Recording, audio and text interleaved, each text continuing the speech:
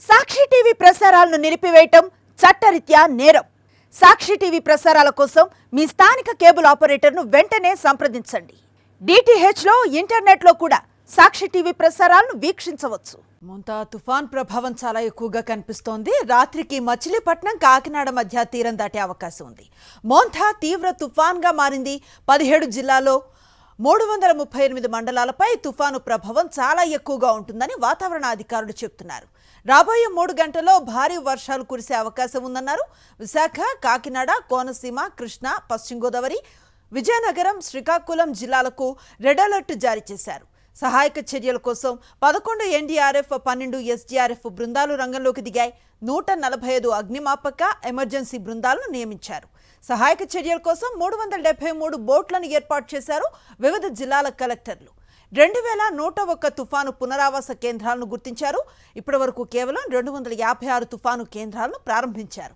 3361 మంది గర్భిణులను ఆసుపత్రులకు చేర్చారు వైద్య సిబ్బంది. తాడేపల్లిలో తుఫానుకు సంబంధించి కమాండ్ కంట్రోల్ను ఏర్పాటు చేశారు. ఎప్పటికప్పుడు పరిస్థితిని పర్యవేక్షిస్తూ ఉన్న పరిస్థితి పూర్తి సమాచారాన్ని మా కరెస్పాండెంట్ రవీందర్ అందిస్తారు. రవీందర్, అనుశ్రీ, మోంతా తుఫాను చాలా తీవ్రంగా తన ఎఫెక్ట్ అయితే చూపిస్తుంది. ప్రస్తుతానికి మచిలీపట్నం నుంచి 120 కిలోమీటర్ల దూరంలో కేంద్రీకృతమై ఉంది. అది కాకినాడకు 190 కిలోమీటర్ల దూరంలో ఉన్నటువంటి పరిస్థితి. దాదాపు గంటకు 15 కిలోమీటర్ల వేగంతో కదులుతున్నటువంటి తుఫాను ఈరోజు సాయంత్రానికి తీరానికి చేరుకునే అవకాశం కనిపిస్తుంది. ప్రస్తుతం మనం ఒకసారి చూస్తే బే ఆఫ్ బెంగాల్లో ఉన్నటువంటి పరిస్థితి, ఆ వాయువు దిశగా కదులుతూ కూడా తుఫాను తీరానికి చేరుకున్నటువంటి పరిస్థితి కనిపిస్తుంది. ఇటు విశాఖపట్నం, గుంటూరు మధ్యలో ఉన్నటువంటి కాకినాడ ప్రాంతంలోకి తీరం దాటే అవకాశం అయితే కనిపిస్తుంది. ఈ శాటిలైట్ పిక్చర్ మనం చూస్తున్నాం. సో మొత్తంగా అయితే ఈరోజు సాయంత్రం 6 గంటల నుంచి 8 గంటల మధ్యలో తీరానికి సమీపంగా వచ్చేటువంటి మోంతా తుఫాను ఈ అర్ధరాత్రికి అంటే 11 గంటల సమయానికి తీరం దాటే అవకాశం కనిపిస్తుంది. అంటే దాదాపు 5 గంటలు మాత్రం అత్యంత కీలకం కాబోతుందని మనం చెప్పుకోవాల్సి ఉంటుంది. సాయంత్రం 6 గంటల నుంచి రాత్రి 11 గంటల వరకు ఈ తుఫాను ఎఫెక్ట్ చాలా తీవ్రంగా ఉండే అవకాశం అయితే కనిపిస్తుంది. ఈ సందర్భంగా దాదాపు 17 ప్రాంతాల్లో అతి భారీ వర్షాలు కురిసే అవకాశం కనిపిస్తుంది. దిగువన ఉన్నటువంటి ప్రకాశం జిల్లా దగ్గర నుంచి పైన శ్రీకాకుళం జిల్లా వరకు అతి భారీ వర్షాలు కురవబోతున్నాయి ఈరోజు.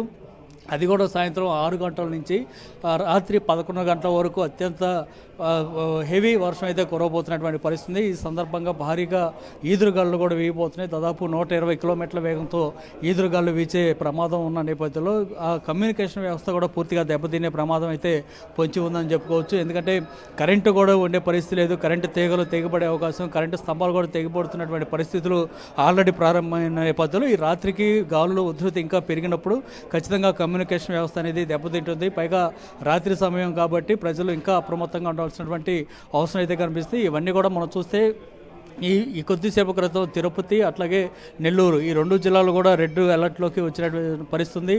ఇవి కాకుండా మిగతా అన్ని జిల్లాలు కూడా చివరిన ఉన్నటువంటి శ్రీకాకుళం జిల్లా వరకు కూడా మొత్తం అంతా కూడా రెడ్ జోన్లోకి వెళ్ళిపోయినటువంటి పరిస్థితి కనిపిస్తుంది. కేవలం 3 జిల్లాలు మాత్రమే అన్నమయ్య, కడప అట్లాగే నంద్యాల ఈ 3 జిల్లాలు మాత్రమే ఆరెంజ్ జోన్లో ఉన్నాయి. మిగతా చిత్తూరు కానీ, సత్యసాయి జిల్లా, అనంతపురం, కర్నూలు ఈ 4 జిల్లాలు ఎల్లో కలర్లో ఉన్నటువంటి పరిస్థితి మనం చూస్తున్నాం. సో మొత్తానికైతే రెస్క్యూ ఆపరేషన్ చేసేందుకు కూడా ఇప్పటికే NDRF, SDRF స్టాఫ్ కూడా చేరుకున్న పరిస్థితి. మొత్తం SDRF టీమ్స్ 10 టీమ్స్ అయితే రెడీగా ఉన్నాయి. ప్రస్తుతం NTR ఘాట్ దగ్గర నుంచి తిరుపతి అట్లాగే ప్రకాశం జిల్లాలతో సహా మొత్తం కోస్తాంధ్రలోనే ఎక్కువగా మోహరించినటువంటి పరిస్థితి కనిపిస్తుంది. అట్లాగే కాకినాడ, తిరుపతిలో కూడా 2 రిజర్వ్ SDRF టీంలను కూడా రెడీగా ఉంచారు. ఎందుకంటే ఎటు అవసరం అయితే అటు పంపించడానికి సిద్ధంగా ఉంచినటువంటి పరిస్థితి. ప్రతి టీంలో కూడా 25 నుంచి దాదాపు 30 మంది వరకు కూడా రెస్క్యూ ఆపరేషన్ చేసేటువంటి స్టాఫ్ ఉంటారు. ఎందుకంటే ఇప్పటికే చాలా చోట్ల చెట్లు కూలిపోతున్నటువంటి పరిస్థితిలో వెంటనే అక్కడికి వెళ్ళి ఆ కొమ్మలను నరికేసి పక్క తొలగించి మళ్ళీ ట్రాఫిక్ను పునరుద్ధరించేటువంటి కార్యక్రమాన్ని చేసేందుకు NDRF టీమ్స్ అట్లాగే SDRF టీంలు ఉన్నాయి. ప్రస్తుతం మనం ఇక్కడ ఒకసారి లైవ్ లొకేషన్స్ మనం చూస్తూ ఉంటే కనుక ఇది ప్రకాశం జిల్లాలో ఉన్నటువంటి పరిస్థితి.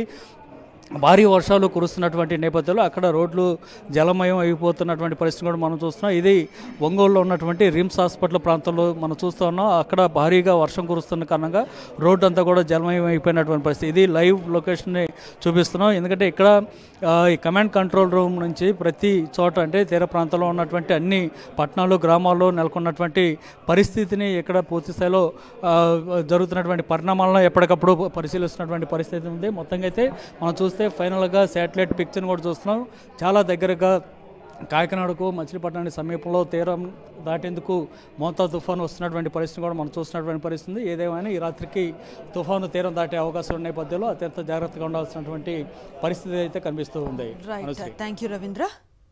సాక్షి టీవీ ప్రసారాలను నిలిపివేయడం చట్టరీత్యా నేరం.